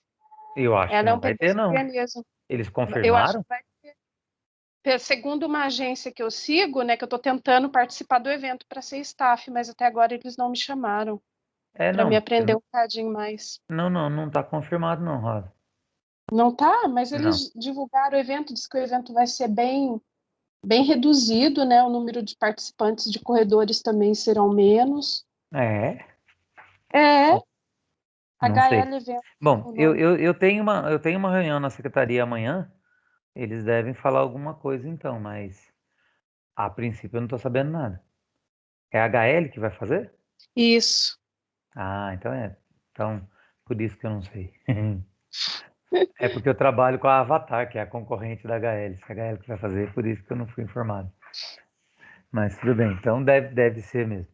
Bom, o que acontece é assim, na verdade, é exatamente isso. Para ficar mais fácil, o cross country, a gente fala que a gente realiza a prova em terrenos acidentados. Daí tem todos esses detalhes que você falou, tá? Então é aclive, declive, rio, obstáculos naturais e tal. Então, e qual é a vantagem? Por que atrai A a meu gente? ver, é As muitas. duas. A meu ver, é muitas. O próprio contato com o ambiente, né, onde o ar ali ele está renovando a todo momento, né? Porque é um ambiente aberto, o contato com a natureza, a contemplação, né? Da mata, da fauna. Nem tudo dá para perceber, porque se for por exemplo, uma corrida de competição, que é o caso, o corredor não para e fica admirando, mas ele tem essa percepção que você consegue escutar. Isso é muito mais prazeroso, eu acredito. Exatamente. E Que o é que diferente do caracteriza? trekking, né? Eu sou praticante de trekking, eu não sei se eu já te Ah, falei. legal. Não, E no trekking a gente para contemplar, para admirar. No caso do cross country, não, né? A corrida não. tem que dar seguimento. Depende. Se for uma competição, se você estiver só treinando, você pode parar a hora que você quiser, né? Uhum. Aí depende da situação na qual você se encontra. Agora, o que acontece é assim, uma característica muito importante das duas é que nenhuma das duas é feita em pista. Aquela hora que você falou da corrida, daí você falou, as pistas têm que ser boas. Aí eu falei, pista, mas é corrida de rua. A caracterização é essa. Pista, no atletismo, a gente entende a pista que está dentro do estádio olímpico. Aquela Vou pista anotar. oficial, 400 metros, bonitinho. Tudo que é feito fora dela, a gente chama de corrida rústica, né? De pedestrianismo, de cross-country, coisas assim, tá? Então, toda vez que você fala pista, né? Para qualquer pessoa que está ligada ao atletismo, ele vai ver aquela pista lá dos 400 metros, Dentro. entendeu? Uhum. Por isso que ficou até estranho a hora que eu falei, não, Rosa, mas é corrida de rua. Aí você falou assim, então é as ruas, professor, a pista que eu falei. Eu entendi o que você falou, mas eu devia ter corrigido na hora, devia ter falado isso na hora, eu acabei esquecendo, lembrei Mas agora, tá ótimo, corrigiu agora, professor. tá? Obrigada. Essa é a relação que a gente tem. Então, por exemplo, todas as vezes que a gente 400 fala, metros. né, da experiência do cara, né, dentro do atletismo, você fala assim, esse cara aí é bom, tem 15 anos de pista, tem 20 anos de pista, né? Quando você fala que a pessoa tem tanto tempo de pista, você está se referindo ao atleta, né? Quando você vai se referir ao treinador, você fala assim, esse aí tem 30 anos na beira da pista lá, ó, tranquilão, né? Por quê?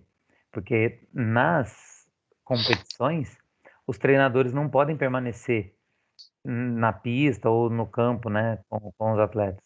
A gente tem que ficar na arquibancada, a gente fica dando orientação de longe.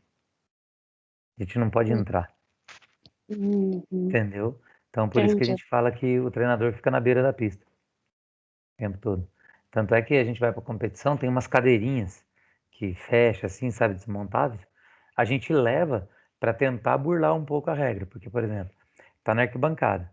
Só que o meu atleta tá indo para a área de salto, que é do outro lado, fica muito longe, ele não vai me ver. Ou na área de arremesso. Eu pego a minha cadeirinha, dou a volta na pista e sento fora da pista, né, fora do alambrado, mais perto dele, para ele conversar, para eu orientar. Né? Isso é uma constante no atletismo, todo mundo faz isso. Tudo bem? Bom, aí a gente falando do pedestrianismo, né? Deixa eu ver aqui se tem alguma coisa que a gente não falou. Ah, maratona, né? Que é a principal prova. As corridas em montanha, né? Que são aí corridas de grande exigência, né? Já mais para cross country. Então a gente vê que as corridas de montanha, ela tem 4 categorias, né? As clássicas, as de longa distância, as de revezamento e as por tempo, né? E, e aqui a gente nem fala, né, daquelas corridas de aventura. Por quê? Porque elas saem, né, do patamar de, do atletismo e começam a usar outras modalidades, implementam outras coisas. Então ela acaba não se encaixando, tá? Bom, Uhum. é isso aqui. Espera aí que eu vou trocar por outro. Eu vou abrir todos, tô nem aí. Ou fecha, vai travar tudo, né? Aqui é a parte mais legal, que todo mundo tinha que fazer. Brincando com atletismo. Por que é importante brincar com atletismo? Isso pode ser uma questão de prova. Por que é Brincar importante com brincar? atletismo, porque ele já está inserido desde que a criança nasce, professor. O atletismo, ele é. Ai, vou romantizar de novo, cara. Vai. Queria tanto falar bonito, assim, igual você fala, termos técnicos, mas o Rosa, atletismo está eu vivo. inserido na Ah, criança. A criança pula, a criança cai, ela levanta de novo com aquela resiliência, dando risada, vou pular, vou brincar, vou correr. e Então por já que é está tão isso no fácil mundo fazer da isso? criança, porque ela gosta. Porque os exercícios são naturais e instintivos. Uhum, Os movimentos do atletismo, os movimentos básicos do atletismo, eles são naturais e instintivos. E isso não é romantizar, não, Rosa. Isso aí é você conseguir perceber. É romantizar, mas não é ruim, porque você percebe a essência da modalidade. Isso é o mais importante. Isso é o mais legal. Entende como que uhum. funciona o negócio? Não, não se culpe por isso, não. E a ideia do brincar é você promover, né, o conhecimento e o desenvolvimento da modalidade a partir de uma ação que é super, hiper, mega importante, atraente e significativa para a criança.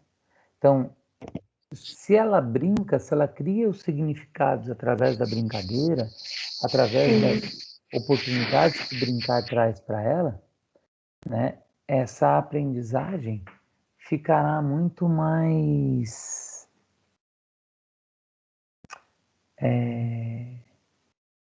rica e viva dentro da criança. Né? Por quê? Porque ela criou o significado. Então, isso é muito importante. Tudo bem?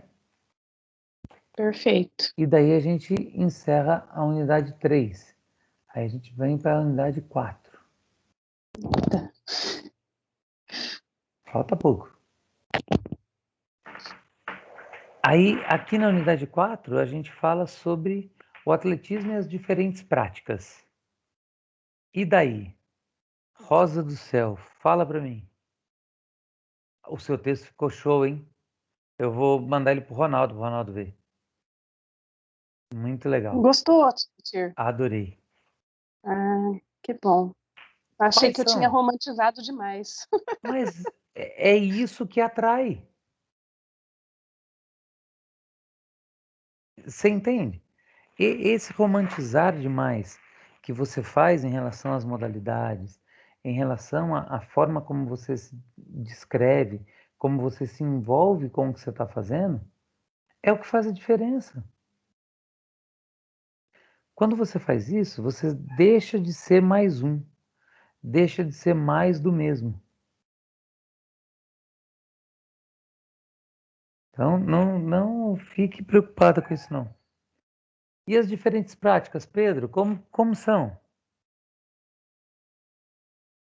Onde eu posso usar o atletismo, o conhecimento adquirido do atletismo, em relação a práticas que não sejam somente, única e exclusivamente do atletismo?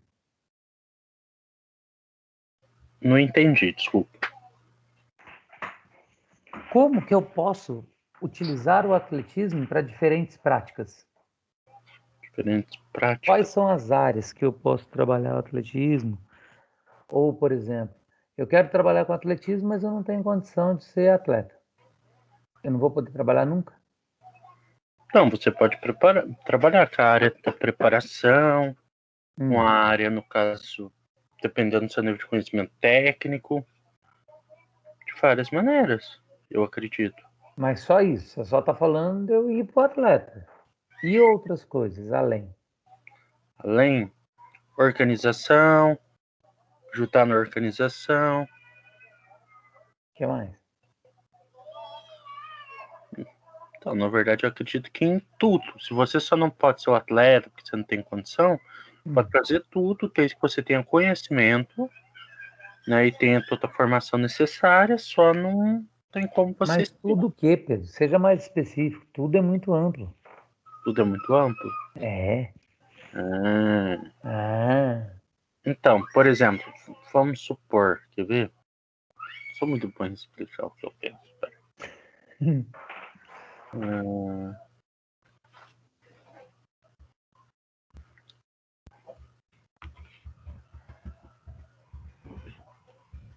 fácil. Então, na preparação até da área mesmo do próprio atletismo. Por exemplo, na distância das barreiras, altura, preparação até do chão mesmo, se você souber. Tá, o que mais? Muita coisa para lembrar, peraí. Tô-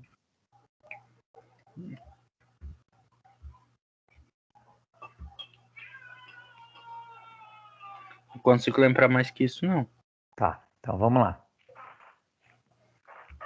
Olha aqui. A gente tem a ideia, né, de trabalhar o atletismo na educação, então, como ferramenta para aumentar a possibilidade de trabalho na escola, com educação, com cultura, com tudo. Eu posso trabalhar o atletismo na saúde, né, como um auxiliar, né, na preparação física de pessoas, de atividade para emagrecimento, para melhoria de saúde e qualidade de vida, né? Eu tenho outras áreas, não só na parte competitiva do atletismo, né? Eu posso ter ele como lazer, né? Essas corridas de pedestrianismo e tudo mais, ou quem usa o atletismo como um hobby, por exemplo, faz a corrida de rua porque gosta de correr, porque se apaixonou por correr, porque entendeu o correr como uma possibilidade de ir em busca da felicidade, né? E estar participando dos espetáculos. E eu posso estar no mundo corporativo, ou seja, eu posso ser o empresário, né? A pessoa que vai investir na organização dessas atividades e vai lucrar com isso. Por exemplo, você imagina essa prova da Unimed, né? Lembra que eu falei que ela custava 100 mil reais? Aí foram feitas, né? Vou até fazer a conta aqui só para vocês terem ideia. foram feitas, né, a abertura de inscrições para 2.800 inscrições. Teve ano que a gente chegou a 3.200 inscrições. Imagina, a pessoa paga R$ 120 por inscrição, vezes 2.800. Lembra quanto que a prova custou mesmo? 100 mil, né? Só de inscrição foi arrecadado R$ 336 mil. Entendeu? Deu lucro. Nossa. Entende o quanto se ganha com isso? Aí Uhum. é a hora que a gente fala assim, o poder, né, que tem o atletismo, né, esse interesse das pessoas é muito grande. Então, quem sabe investir nisso, quem consegue trabalhar com isso, quem se dedica a fazer isso, tem um lucro muito grande. Então, por exemplo,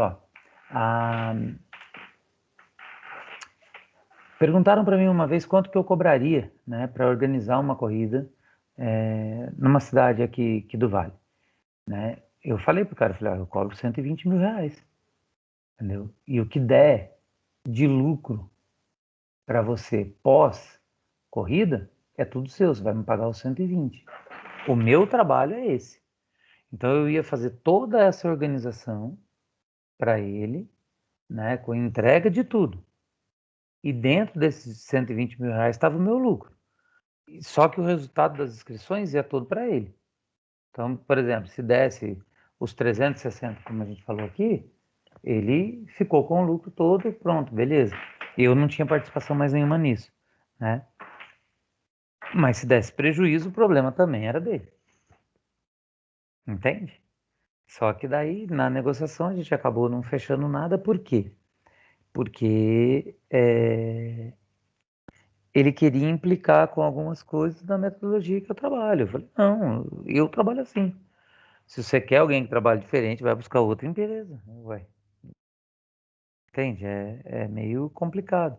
Por quê? Porque, como eu falei, vocês eu acho que já perceberam, né, no decorrer dos anos aí, eu sou muito exigente quando eu faço os meus trabalhos, quando eu faço as minhas coisas. Então, para mim, sair menos do que excelente é ruim. Então, a gente precisa estar ligado nisso também. Tudo bem? Uhum. Tudo bem. Nossa, esse foi tão triste. Ai, não. A aula deve estar chata para o inferno. Não, tá ótima, como sempre. É o Ah, cansaço tá do fim do nada. ano. Você puxa saco, ó. Você fica me enganando só. Tá Ah, aparecendo sou para vocês aí o esperta. paratletismo? Tá. Bom, e o paratletismo, o que é, Rosa? Agora é sua vez. O Pedro já falou muito. Daqui O a pouco eu pergunto pra ele. paratletismo nada mais é que o atletismo adaptado para pessoas, os PCDs, os portadores de deficiência. Não é mais essa é a Não, terminologia que usa, lembra? né? Por que PCD? O que significa PCD? Eu tenho um filho PCD e não sei responder exatamente. É portador de deficiência. Não! Pessoa com deficiência. Ele não é Pessoa com portador. deficiência. Ó, Uhum, é isso mesmo. portador por exemplo, ó, você vai votar. Você tem que estar portando o seu título para votar. Isso, é isso A aí. pessoa É, que tem razão. deficiência, ela não porta deficiência, porque se ela portasse deficiência, ela fala, agora não quero mais, vou deixar ela aqui. Uhum, E essa, infelizmente, não é a realidade. uhum. Por isso que não se usa mais o portador de deficiência. Então, é pessoa com deficiência. Pessoa Por com isso, deficiência. PCD. Uhum. Ok? Bom, Ok. lá. É, São atividades adaptadas. Será que todas as provas do atletismo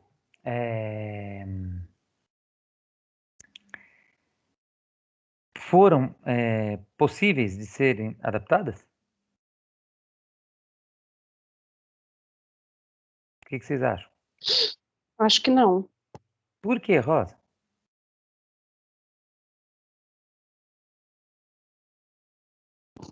Ah, eu posso estar enganada, mas tem um nível de deficiência que é o nível Nível mais crítico, não é? mais severo, mais crítico e não é Uhum, possível fazer adaptação. Isso, uhum. exatamente. E tem algumas atividades, né? Por exemplo, salto em altura. Como que eu vou salto com vara? Como que eu vou fazer a adaptação do salto com vara, né, para uma pessoa que tenha deficiência física? Então, se limita, né? Algumas provas se limitam a, a, a classificação desses atletas, né? A classificação funcional. Então, o que é a classificação funcional? Né? Tá aqui, ó. Ela apresenta os parâmetros, né, para organizar as competições. Então, os atletas eles são classificados funcionalmente de acordo com as características de mobilidade que ele tem, as dificuldades que ele apresenta, né? E isso é feito para se equilibrar, equalizar, né, a competitividade. Porque, por exemplo, eu tenho um atleta que é amputado da perna e o outro que tem uma amputação de braço. Eu vou pôr os dois para correr 100 metros? Será que, na mesma categoria, será que vai ser compatível o que acontece com os dois? Né? Então, essa classificação é para aproximar os grupos, né, que têm aí as mesmas características para que eles apresentem, né, apresentem não, para que eles tenham a mesma condição competitiva, tudo bem? Então, a gente sabe que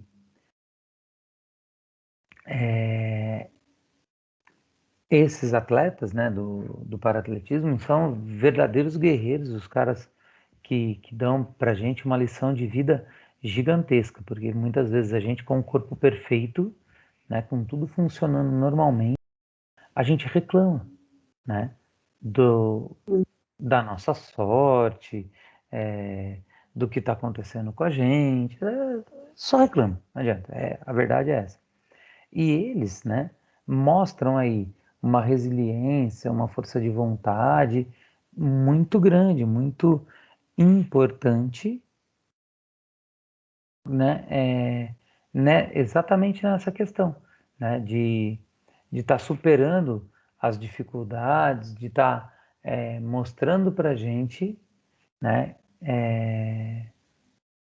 o quão importante é viver, o quanto a gente pode ser feliz a partir do momento que a gente aceita, né, e compreende as nossas condições. E às vezes a Ô, gente quer brigar contra isso. Fala, Rosa. professor, agora lembrando o que você falou anteriormente, né, sobre o significado e sobre o que eu coloquei no texto também, Hum, o próprio deficiente, ele deu um significado ao seu atletismo, né? Isso é lindo. sim, Ele deu um significado. exatamente.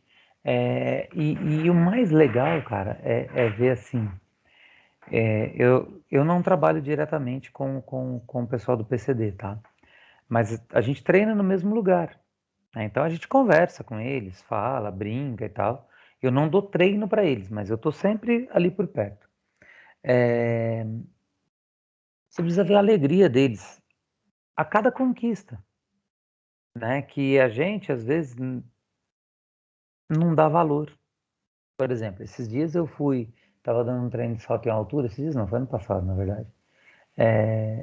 Dando um treino de salto em altura e o Lucas, né, que é o menino que, que treina comigo, ele precisava, a gente precisava conseguir fazer ele vencer a barreira de 1,95 m. Ele empacou com 1,95 m, passava 1,90 m assim, com folga, sabe? Visualmente 10 centímetros acima do sarrafo. Eu subia o sarrafo para 1,95, ele enroscava. Ele não passava, ele derrubava o sarrafo, ele começava a ficar nervoso, começava a desesperar. A gente começou a fazer um trabalho, né, de transferência de força, transferência imediata de força e tal, de força de reação. E a gente ficou 1h30. E eu trabalhando só com ele, tipo assim, personal do cara. Quase matei o moleque, deu dó depois. Que ele falou que nunca sentiu tanta dor no corpo igual aquele dia. Mas ele passou o 1,95. A hora que ele passou, você precisa ver a felicidade do cara, né? Mas por que que ele expressou essa felicidade e tudo mais? Porque o trabalho estava muito exaustivo. O trabalho estava muito difícil para ele. Já teve outras vezes, né, que com ele mesmo, com outros atletas, você propõe um desafio, o cara vence muito fácil, você fala, tava fácil, nem fiz força, tal, mal, né? Agora, quando ele tem que se esforçar, quando ele tem que canalizar, né? Eu acho que essa palavra ela é bem legal. Quando a pessoa tem que canalizar o seu esforço para aquela determinada conquista, a pessoa percebe, na verdade, a, como eu vou dizer, o quanto ela cresceu, o quanto ela teve que se dedicar, o quanto ela teve que se desgastar para conquistar aquilo. Então, ela dá valor. Tudo que vem fácil, às vezes vai muito fácil, ou a gente não valoriza, e por isso vai muito fácil. Então, a gente tem que ficar muito atento, né? E observar muito esse pessoal que faz, né, o PCD. Em qualquer modalidade, em qualquer situação da vida, em qualquer coisa, porque eles têm muito a nos ensinar, muito mesmo, tá? A gente precisa ficar ligadão nisso. Então, por exemplo, as corridas, né? As corridas, elas são praticamente as mesmas. É permitido o uso de prótese dentro da própria categoria, sem problema nenhum. Salto em distância, salto em altura, né? Eles conseguem fazer quando tem o chamador, quando tem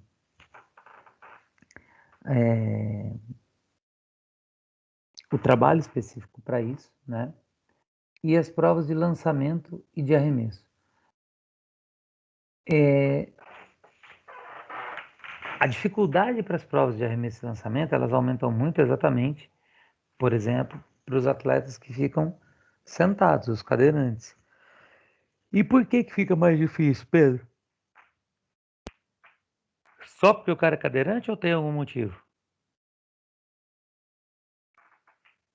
Mobilidade de tronco, por exemplo, muitas vezes eles têm uma mobilidade pequena, por isso que fica mais difícil. Movimentação mesmo. Exato. Né? Essa mobilidade de tronco, essa utilização, né, da mobilidade de tronco para transferência de força é muito usado dentro da técnica do atletismo para aumentar a eficiência, né? E quando se perde essa mobilidade é deveras complicado mesmo. Tudo bem? E daí a próxima seria a aula que a gente falou hoje. E é isso. Dúvidas? Na próxima já é a prova, né, teacher? Sim. Lembrando que ela inicia na terça-feira às 8 da manhã e encerra na quarta às 8 da manhã. Ok. Ela vai ser feita inteiramente pelo AVA. Se vocês verem aqui, ó, eu vou até... Ah, não, eu fechei o AVA. Deu erro de proxy lá. Já está publicada. Se vocês forem lá, lá na área do aluno lá, Unidade 1, Seção 1, pós-aula, vai estar lá. Avaliação oficial do segundo bimestre. Ela só vai abrir para vocês no dia 1º, né? Porque está programada para isso. Tá? Mas já está publicada, tá fácil. Depois que eu terminei de montar a prova, eu tirei 10 e fiz em 20 minutos. Você não conta, professor. Por que não conta? Você que fez? Sou uma pessoa igual a vocês. Vocês vão fazer também. Se eu fiz e posso tirar 10, por que você não vai fazer e vai tirar 10? Não entendi essa risadinha. Tô falando super sério, vocês estão achando que eu tô brincando.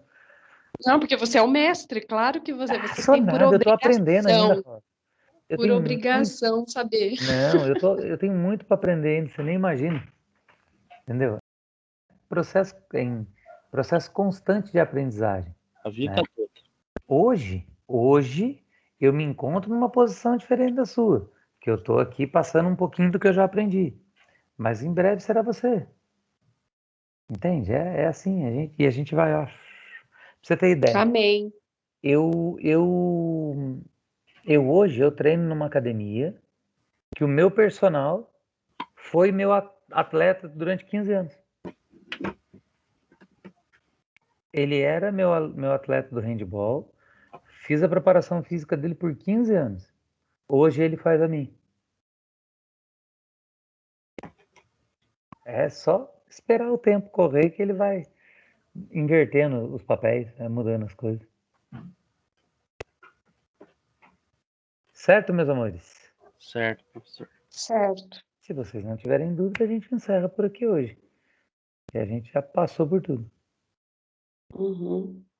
Lembra do desafio nota máxima, faz os paranauê, tudo que está aparecendo para vocês, estuda, AVA, porque tudo isso. Essa próxima prova vale só 4.000 pontos. Tá fácil toda a vida, extremamente fácil. Beleza? Beleza. Então tá, joia. Beleza. Boa semana para vocês e até semana que vem. Você também. Amém. Você também. Tchau, tchau. Show. Parei a gravação.